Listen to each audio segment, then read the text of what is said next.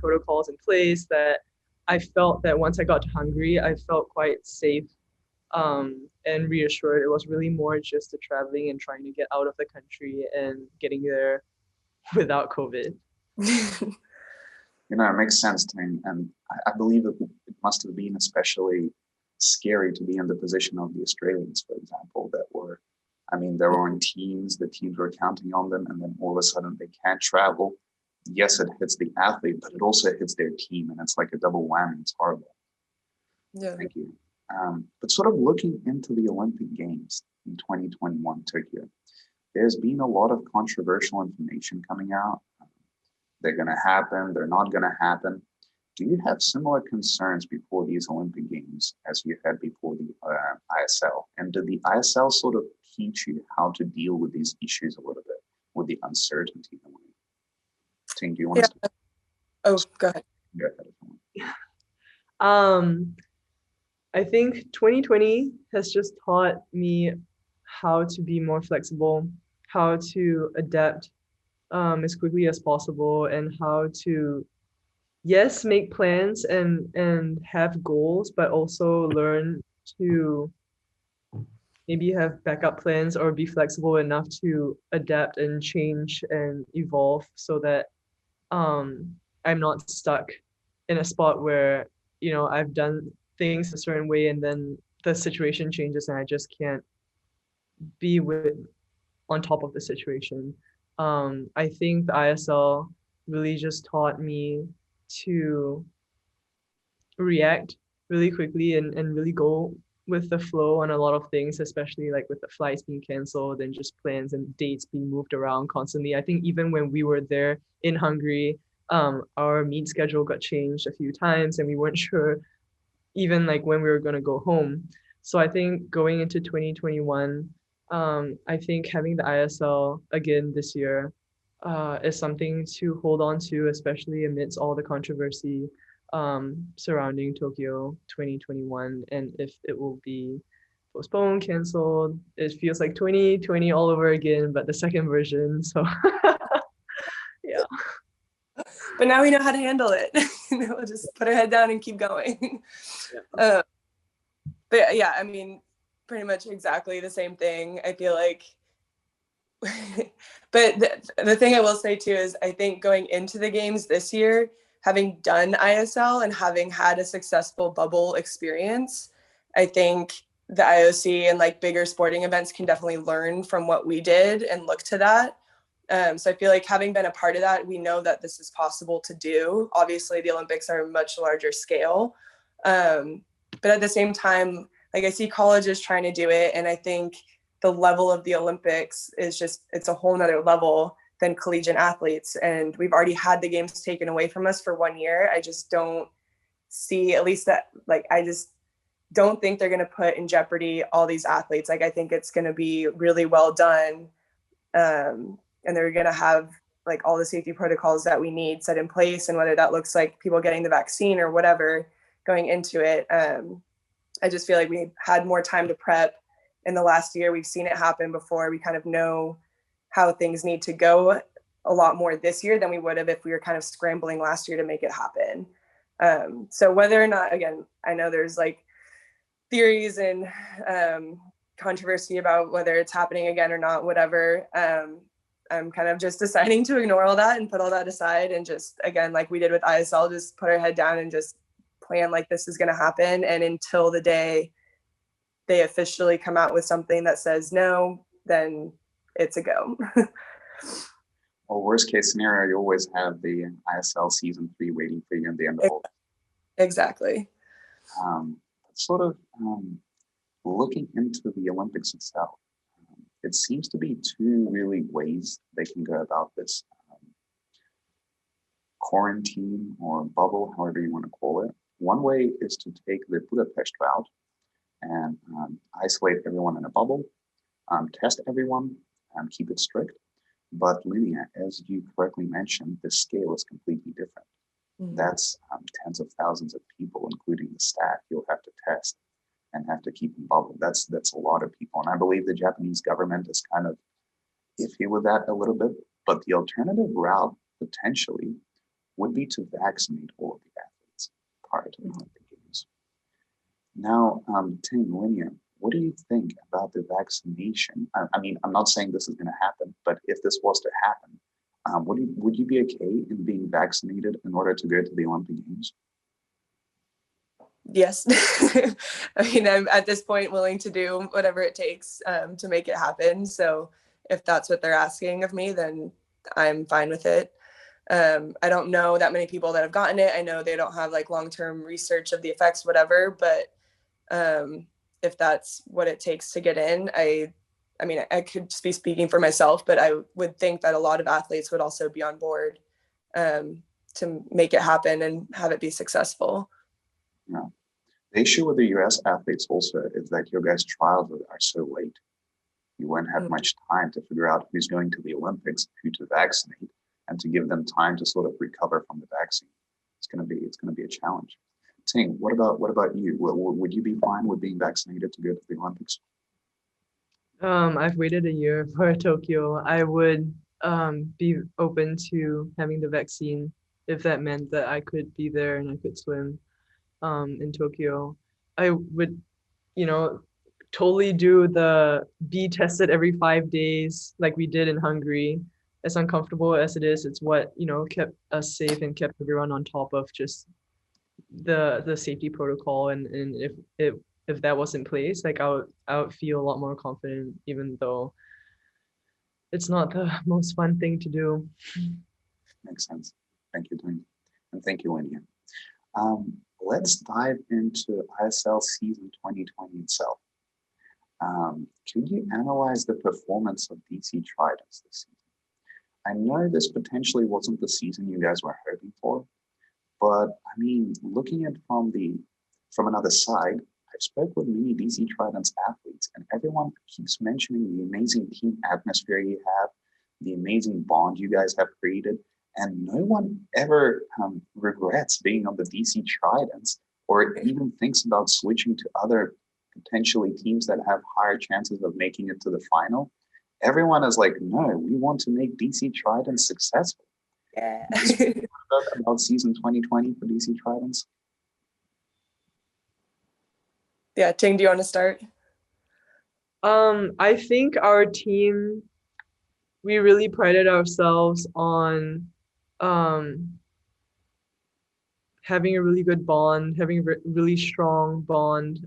It's difficult sometimes, I think, with swimming being an individual sport, unless you've been through the American collegiate system, it's very difficult to explain to people the whole concept of being a team and swimming for a team. Even when we travel to Worlds or Olympics or the Pan American Games, you're on a national team and there's the word team there, but a lot of the times when I talk to people about their experiences being on a team, I think it's still very individualized. It doesn't feel, nothing ever compares to swimming for a college team, I think. And so the ISL, I feel like it really provided a lot of athletes who never had the chance to swim for a US university to go to understand and experience and feel what a lot of us felt when we swam for our college teams. And I think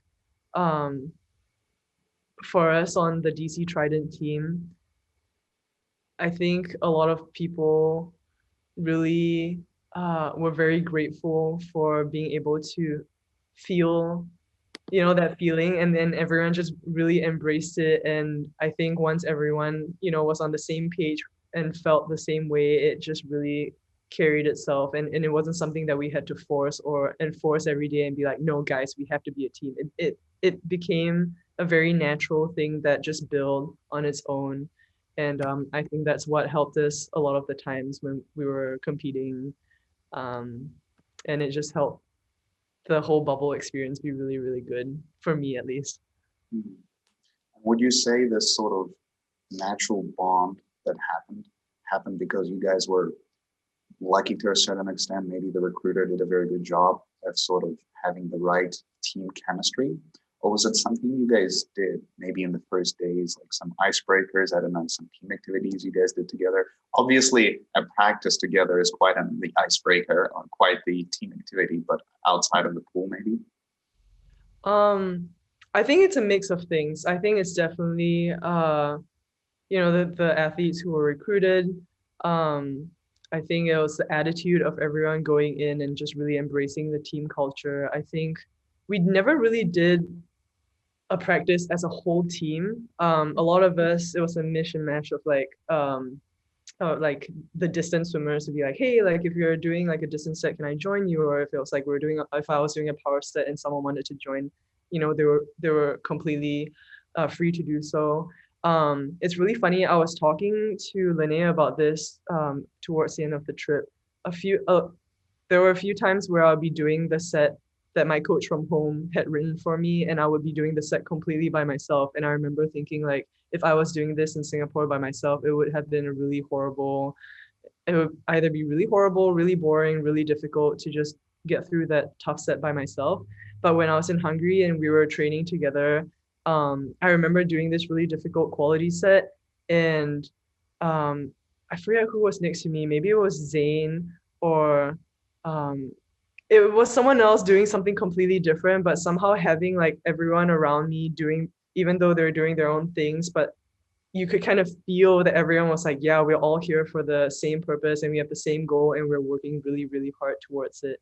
And I think outside the pool, when we had time away from meets and just were able to relax a little bit, we made a conscious effort, I think, to spend time with one another. We couldn't leave the island, but we had 90 minutes a day to leave the hotel, and I would see people like in different groups all the time going for walks with one another or just spending time with one another, and we'll eat together because the tables were like apart, but we'll try and go for meals around the same time. And I think all these little things really just helped with the bond. It wasn't like a forced thing and it wasn't like always spoken about, but you could kind of feel it. And I think people were just practicing the little things that help with that. Thank you, Ting. And yeah, I believe whenever you're in the pool with Zane, there's also a factor of, thank God I'm not doing the set Zane's doing right now. But one day, I don't know how much it was, but we had like a 2-hour chunk in the pool, and he literally was in his cap and goggles walking out of the bus because he was like, I need to dive in the second pool opens because I need to get this done. He had a 9,000 set that he had to get through. Oh the look Zane has on his face after practice when he eats, you just know how tough it was, how hungry this man is at the dining hall. It's something to see. But Linnea, how would you analyze the season of DC Tridents?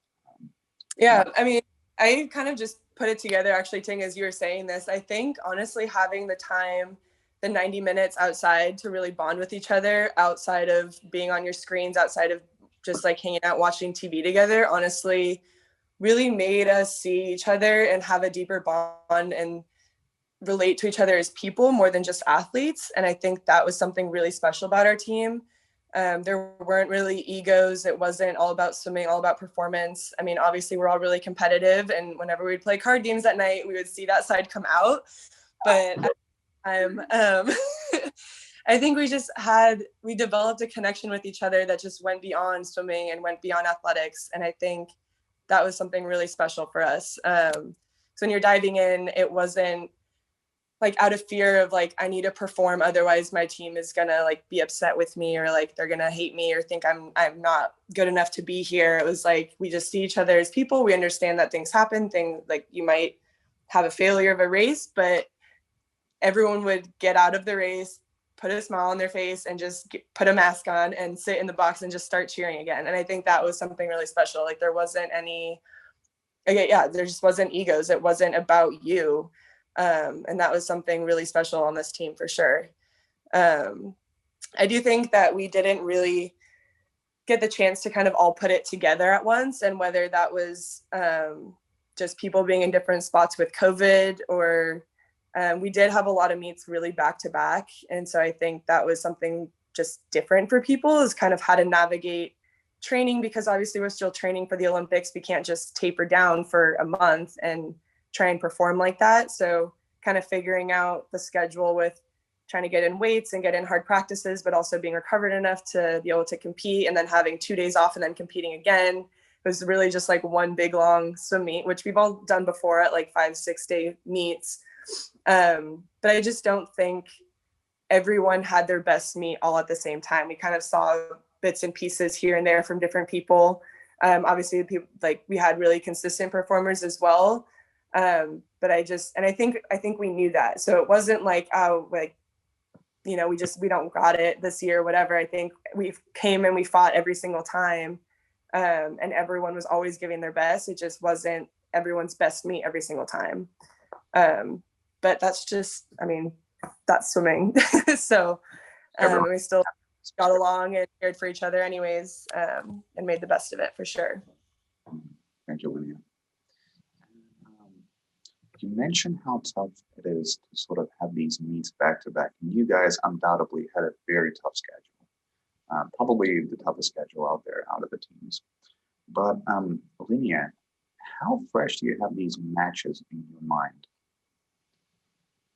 How fresh? Wait, say that again. Sorry. How fresh do you have these matches in your mind? If we focus on one of the matches you guys did, will you be able to sort of remember what was going on a little bit?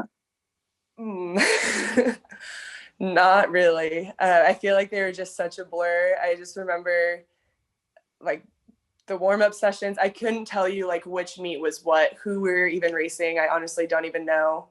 Okay. And yeah, I remember being in the box. I remember cheering. I couldn't tell you who placed what. I mean, there's definitely like kind of standout moments from the whole trip. But as far as like meet to meet, it was just all like warm up to race, watch your teammates, kind of the same rhythm every time. But I don't think that's a bad thing. I feel like that kind of speaks for our team, that even though we might have been against the toughest competitors and not getting very many points and getting jackpotted, it didn't feel any different from the meets that maybe we were swimming our best and right up there with the top people. We just kind of put on the show every single time. It didn't matter who we were racing. It makes sense, but yeah, I'm kind of frustrated because I wanted to ask you this question regarding match 4. You mentioned consistency a little bit. This was the second match for you guys, and it seems like the natural progression of athletes in the ISL season 2020 was they either came in shape and they slowly deteriorated throughout the season. That happened, but most of the athletes came a little bit out of shape and gained shape throughout of the season, and their last match ended up being their fastest. But Linnea, for you, it was all around the place. But at the same time, match 4, it seemed like you hit a bit of a hole in your shape or something. And I wanted to ask you, do you remember what specifically happened? Because if we look at results, your match 1 was so impressive. I mean, just have a look at your 100 back, 57.33. But in that next match, it was already a 58.2. There was a 1 second drop in the 50 back. And I was just wondering if something actually happened to you. Maybe, I know that there was a stomach flu going around. That was, yep, that would have been it. I don't even remember. So I guess it was probably that match, the second one. There was like some weird stomach bug with food or whatever. But at the same time, we had to meet 2 days after that. And I don't have the results on me, but I feel like I can say with certainty that I did do better at our third match. I don't know what match number that was. Yeah, you did great in the following match in 2 days. Yeah. Match 5 for you guys, yeah. Yeah. Interesting. So like a short-lived infection kind of thing? Yeah, it was like a 2-3 day thing. Just not really able to eat or stomach very much, which, as you know, for swimming, we need a lot of calories going into our bodies. So that definitely took a toll on my performance there. Thank you, Linnea. Yeah. And Ting, for you, you had another interesting pattern. It seemed like with every following match, you ended up swimming more and more events. How did it sort of happen? Why didn't I mean, 55 was incredibly fast, yet you didn't end up racing the 55 all the way until match 3 for you, I believe. Why is that? I had a pretty rocky start to the meet. I remember, sitting down, talking to Cindy. She likes to do that before each match. She would go around talking to people, just trying to figure out how people are feeling in the water, health-wise. And I remember having the conversation with her before the first match and telling her that, I had only been practicing for 3 months. I just wasn't extremely confident. I hadn't raced in almost a year at that point, and let alone short course, which is not very common. We don't do 25 meters a lot at home racing anyway.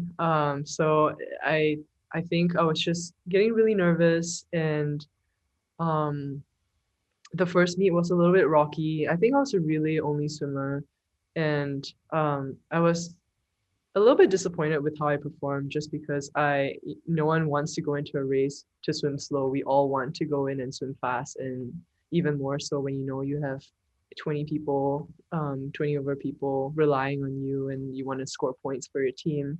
So I was a little bit disappointed. Rocky start. I think we were in the second match and we had about 5 or 6 days until match number 4, which was our second match.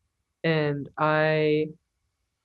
within those few days, I made a decision, um, let the first match go, and just really try and figure out what I needed in that 1 week to turn things around. I think, with the flight and with the time difference and just the change of environment, I wasn't feeling very snappy. I didn't feel the pop in the water. And so I made that the focus over the next 5 or 6 days to try and, hit as much power stuff that I could just to kind of get sharper.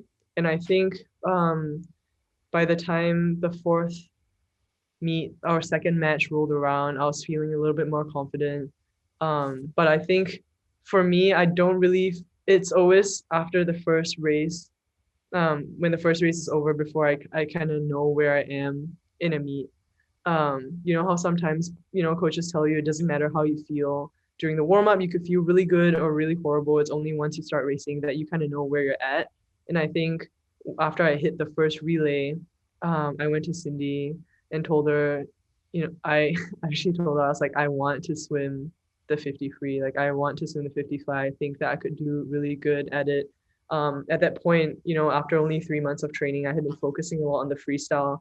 And so my 100 flies in the relay were a little bit iffy, but my underwaters were feeling good. I knew that I could take advantage of that, and I wanted to be in the 50 fly, and I wanted to see how fast I could go.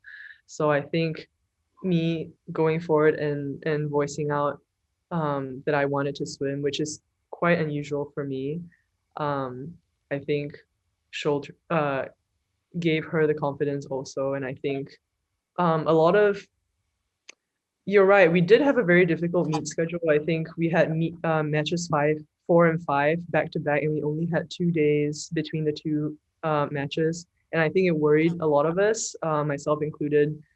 But I think our team really took it in our stride, and we really embraced the fact that, we were tough enough to do those 2 matches back to back. And I think afterwards we were talking about it, Linnea. I feel like it did actually help us because then those 2 days, were almost like rest days for us, and we went into match 5. Yes, we were tired, but in a weird way, we were also slightly more rested because I think from the first match to the second and third, a lot of us just trained really, really hard, which might be why our second match might have been a little bit off. But I think then with the 2 days in between the second and third match, a lot of us like had more rest and we felt better. Even though it was actually pretty tiring. It felt like college all over again. But yeah, I think that it's just like, for me, it was just really the momentum of like racing well and having that confidence and keeping that and just like carrying it over to the next match. Makes sense. Thank you, Ting. And Linnea and Ting, just looking at the skill sets of both of you, it seems like it would be very natural to see it in the 100 IM both of you. Can we expect to see more 100 IMs from you in the next ISL season? I need to learn how to swim breaststroke before any chance of that happens. But I know at the end of the season, actually, Cindy wanted both of us to do a suited 100 IM swim. So I think she's already looking forward to next season and expecting us both to kind of piece that together. But yes, my back to breast turn is still very elementary, and my breast needs some work. But I feel like, yeah, for both of us, I mean, Ting with your fly and freestyle and underwaters, and same thing like my backstroke and freestyle and underwaters. I definitely think both of us should and can be put in the 100 IM next season for sure.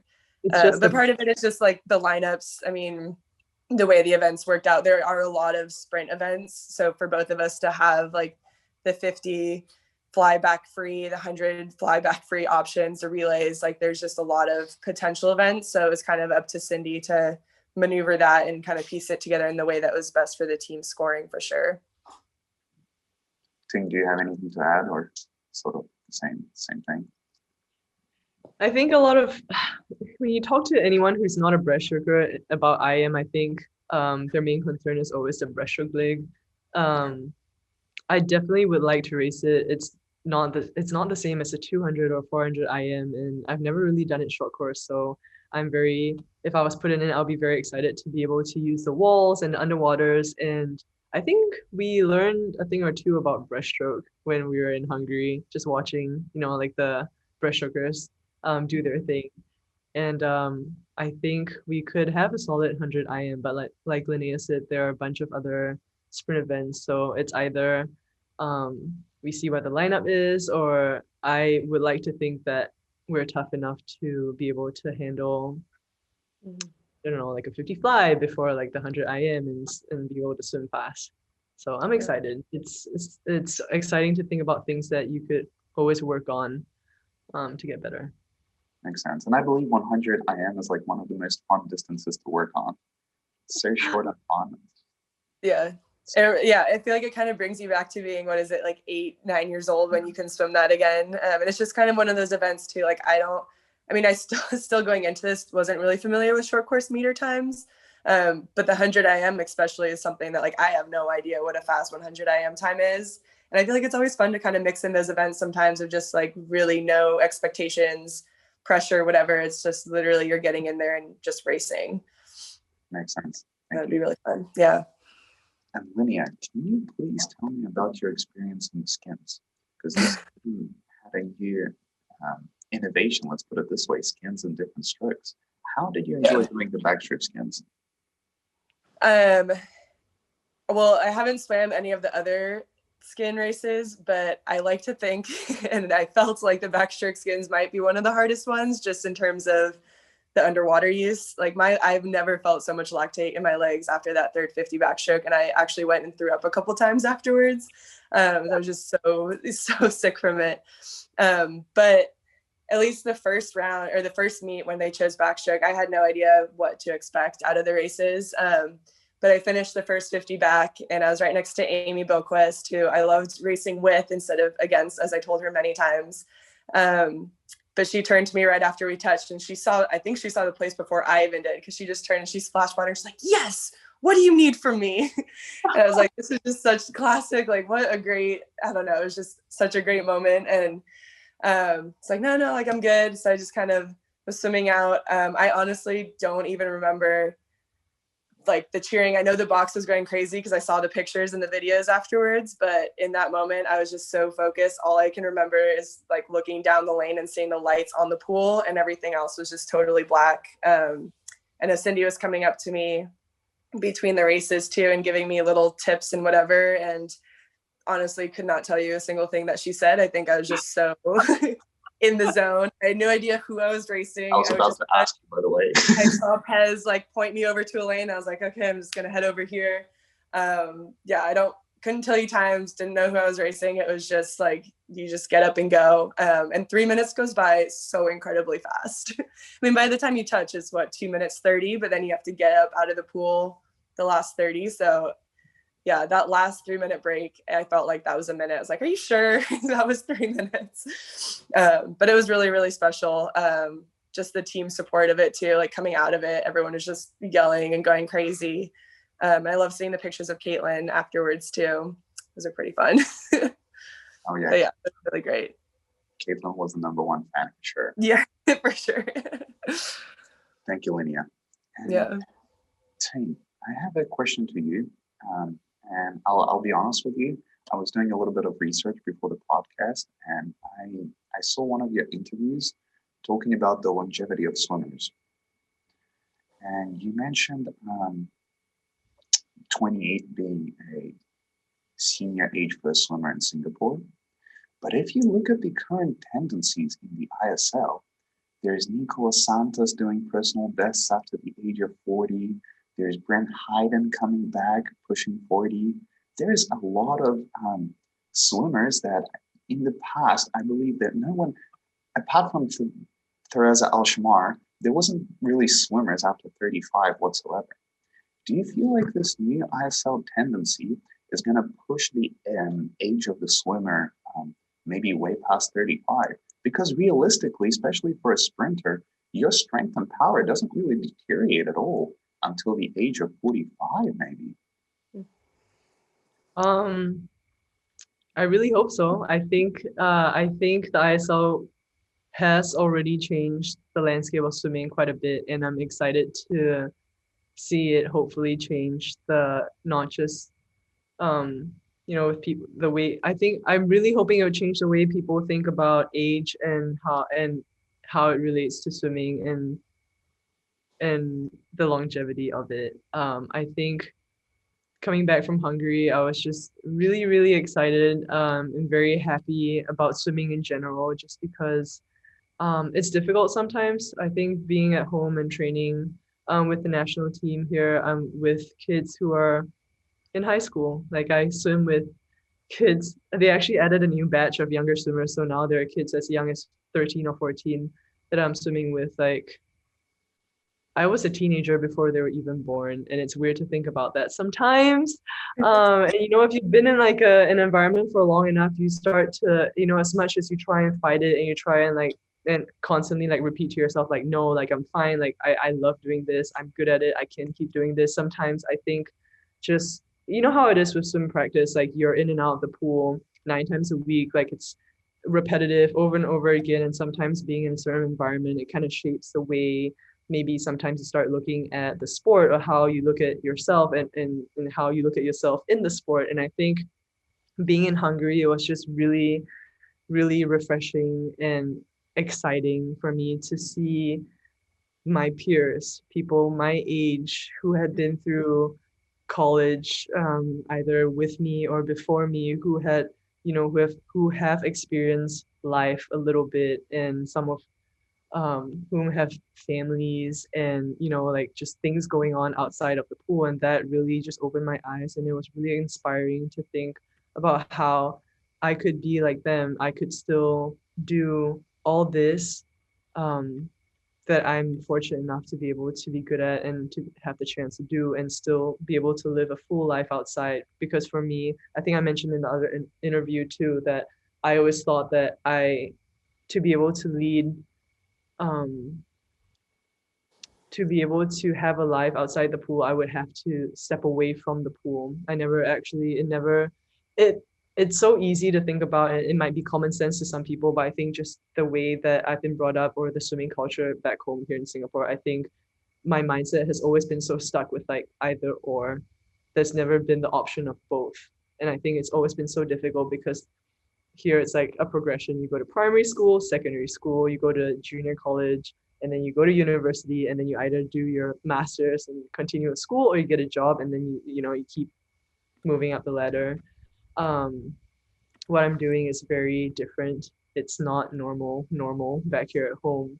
And I think when I was in Hungary, it felt so good to be around people who are so similar to me and had the same dreams and aspirations as me. And I really just came back feeling so much more confident and feeling good about myself in relation to the sport, because I had seen people who were doing it, and or who are doing it, sorry, and are very successful at it and are leading very full happy lives. And I'm keep trying to remind myself of those moments, because coming back here, it's only been 2 or 3 months, and um I can feel sometimes the monotony of practices and the regime and just like being in a fixed environment. I sometimes the mindset I can feel it shake a little bit, but I'm trying to hold on fast to the fact that um with ISL happening again this year and just trying to remember like that feeling that I felt when I was in Hungary.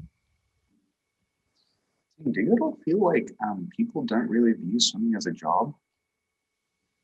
Mm, tough, right? It's if it's not 9 to 5. Yeah. I think because back here, at least for me, back here at home in Singapore, I think if you are if you have enough time or you're fortunate enough to do a sport, it's because um, you're lucky enough to have the time or the resources to do an extracurricular activity. That's what it's called. Like anything that's music, art, or sport back here at home, it's an ECA, it's an extracurricular activity. It's something outside of school, which is supposed to be the priority because it's what will land you a real job. And I think it's just difficult here because no one has really done it. No one has actually been a professional athlete back here in Singapore, at least on a very grand scale, other than maybe the soccer players. But even then, it's just not normal, and it's not easy to change the mindset of people who haven't done the sport before, who haven't competed or was an athlete before. So I'm excited.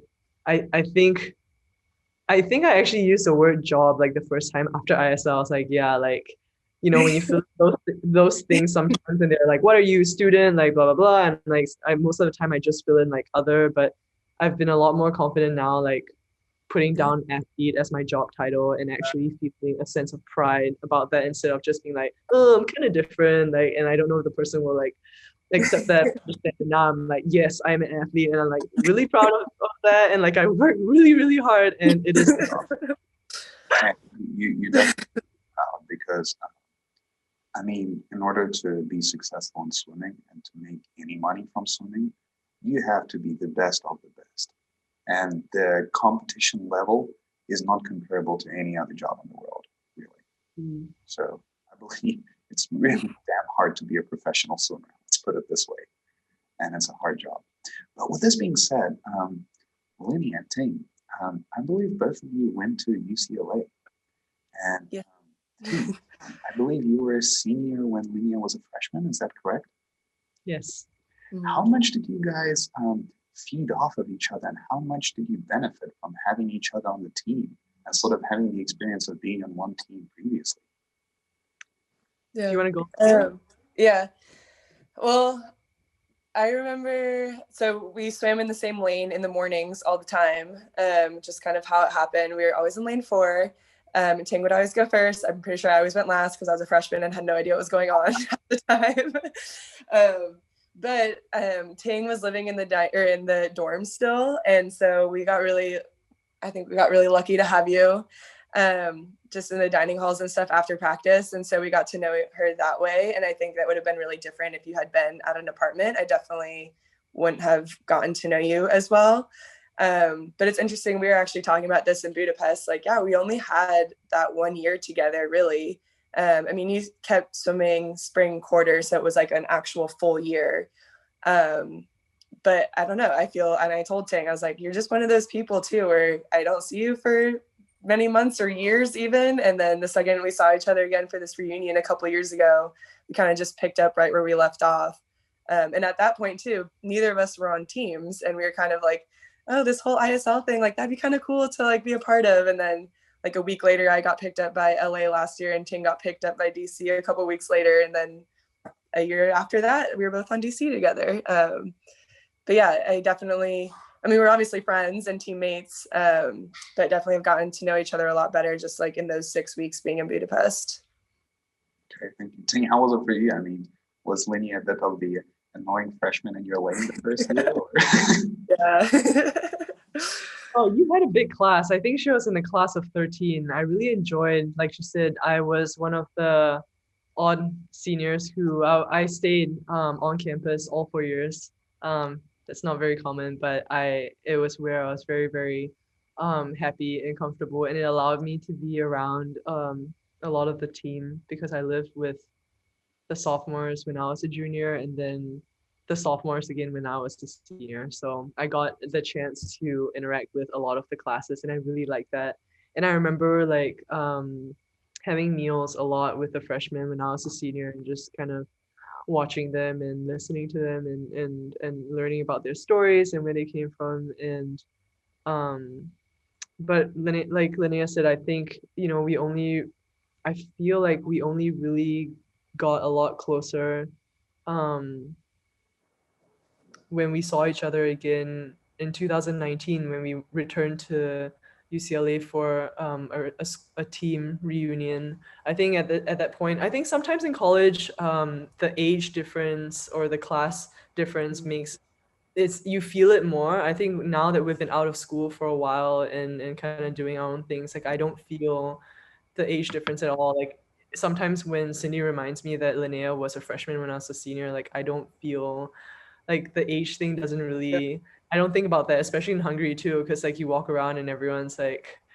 I don't know, like different stages of life, but not to the extent where like you're in high school and I'm like out of college. But um yeah, I think we definitely got a lot closer in the last few years. And like she said, like we might not talk for many moons, but like every time we are reunited, it's fun. Like I've gotten to know her a lot more, not just as a swimmer and a teammate, but as a person. And I've really enjoyed that. And I really like that we have that history of UCLA that, like first brought us together, but it developing that relationship a bit more, being on the ISL team together.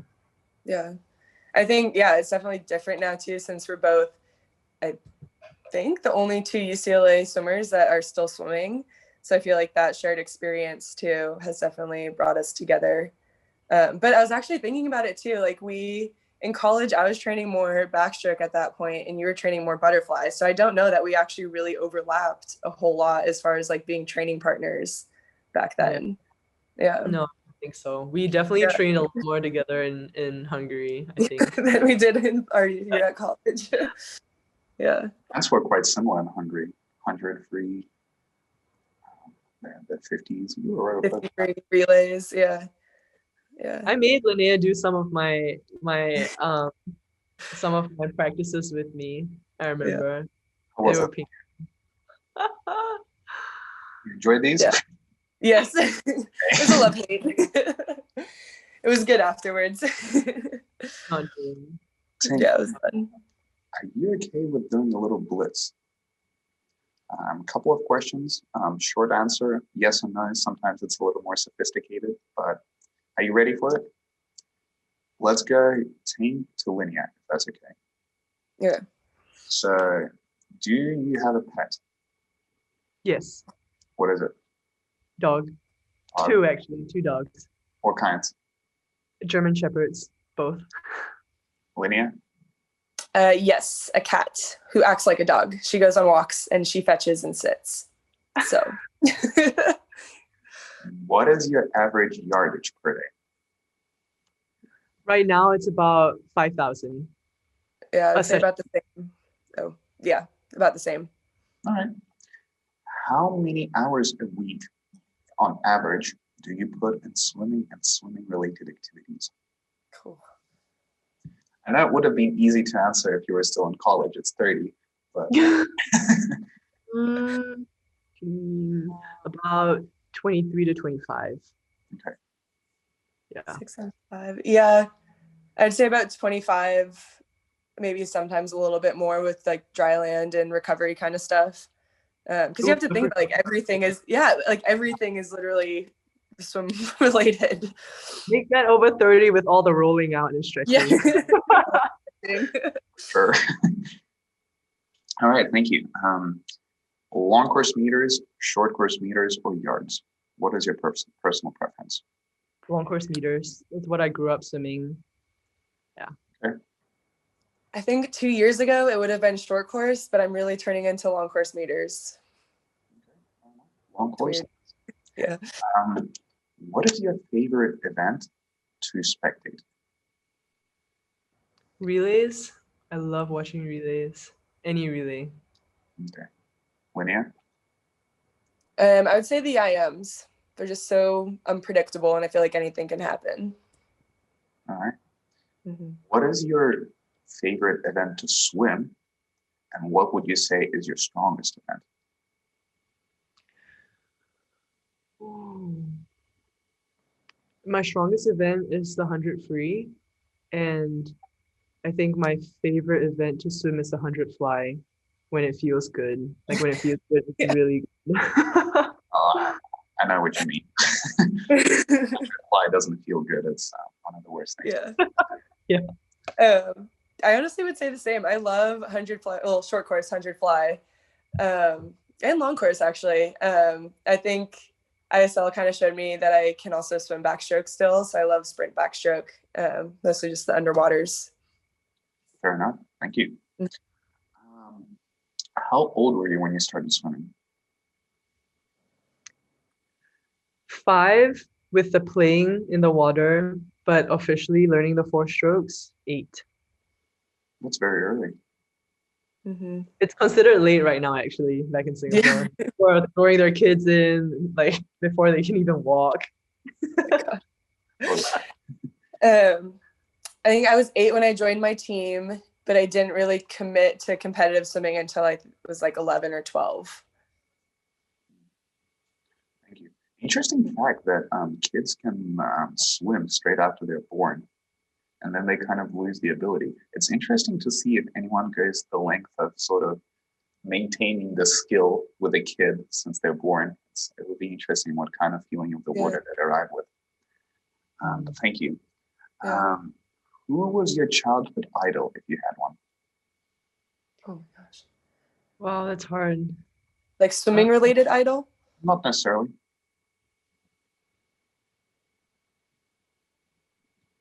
I would say my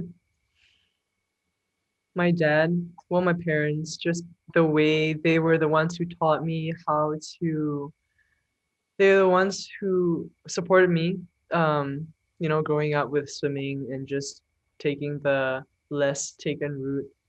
But they were also the ones who showed me how to love unconditionally. And I think I carried that way of practicing love into the sport and how I give to the sport. Sounds kind of weird, but yeah. No, it makes total sense. I believe it's most natural to have your parents as your idols. Mm-hmm. Linnea, what about you?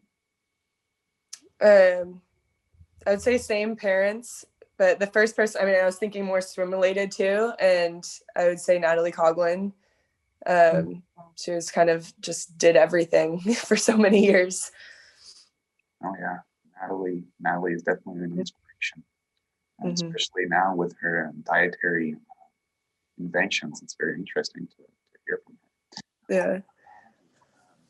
What is your favorite sport to do and favorite sport to spectate, counting out swimming?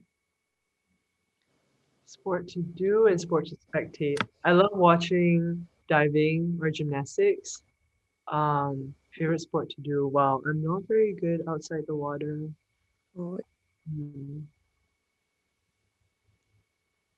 Tough. Any team sport actually. Like sometimes when our coaches let us do after meets and stuff, when we have 1 or 2 off days and we do like fun practices. Sometimes we do water polo or basketball, and I enjoy anything team related, I think. So maybe water polo because it's still in the water. Would you agree that team sports with swimmers like basketball, water polo turn bloody very quickly? Yeah, I think so. Yes. Yes. We had the same experience. Whenever we would do like a fun dryland, a dryland sport, our trainer just had bets on how many people were going to come in after being on dryland. Oh yeah, it's a large amount. I remember one time with Cal, our strength and conditioning coach made us do an exercise where you had to touch the knee of your opponent faster than he touches yours. And there was a lot of unwanted collisions that happened that day. Just people. Oh my gosh. Oh wow. What about you in terms of sports? I know you did some volleyball when you were in high school, right? Mhm. Would it be volleyball? Yeah. Volleyball, but also being in San Diego, I picked up surfing. That was a big thing during COVID. It was just a way to be in the water and kind of interact with the water differently. And I will say, going with some of the guys on the team, they definitely get competitive with it, which is interesting. But it is a really fun, I mean, yeah, it's a sport. So I would say that for myself to do, and then to watch, I like watching volleyball. All right. Mm-hmm. And our final question of the Blitz. What is your favorite team logo and team uniform, counting out DC Tridents? Ooh, team uniform and team logo. I really like the Tokyo Frog Kings. What's the other question? Uniform? Yeah, Like the color, like the color? it doesn't only have to be color. Maybe you like the shape of it also, or something. You like the cape potentially. mm. I like the color scheme of the Kelly Condors. I like blue, so anything, even like LA Current looked more purple this year, but last year when I saw like the dark blue, I was like, wow, I like their cat and stuff, but like this year it's more purple. So Kelly Condors. But Tokyo Frog Kings like logo. Yeah. Cali Condors is a relatively unpopular answer in terms of colors, but I totally agree. There's something very aesthetic about it. Linnea, what about you? I'm gonna say it's because it's the UCLA blue. That's why. Well, besides DC, obviously, I do like the Tokyo logo, and I would say Team Iron for colors, because they kind of had like a silver mesh kind of on their uniforms, and I thought that was really cool. Yeah. You know whose uniform was also really nice? Aqua Centaurians. Like they were like almost all white. Yeah, I kind of like that too. It does. Yeah, it looks nice. Not fans of the green? I like red and black. I don't know that I would wear it, but it looks good on other people. All right. Well, Ting, Linnea, thank you so much. Before I let you go, do you have any final words to the DC Tridents fans? Linnea, you want to start? Sorry, did you say Ting or Linnea? Linnea. Linnea. Okay. I would just say that I think the ISL has just opened up so many possibilities for young swimmers. I came from a really small club team, and it was really fun to watch all the young kids get so excited about swimming and like have their teams kind of picked out, and even the coaches who were swimmers back in the day kind of get not involved, but just like follow along and get really excited about it. So I do think, I mean, swimming is a job now, and it's a profession that a lot more people can honestly aspire to. So I think that's something just huge for the sport, and I'm really looking forward to season 3, and I'm glad that it's gonna kind of continue on. Thanks, Linnea. Ting. I just want to say that I'm really thankful for all the support that we've gotten. Not just DC Trident fans, but just fans of the ISL in general, and how people are getting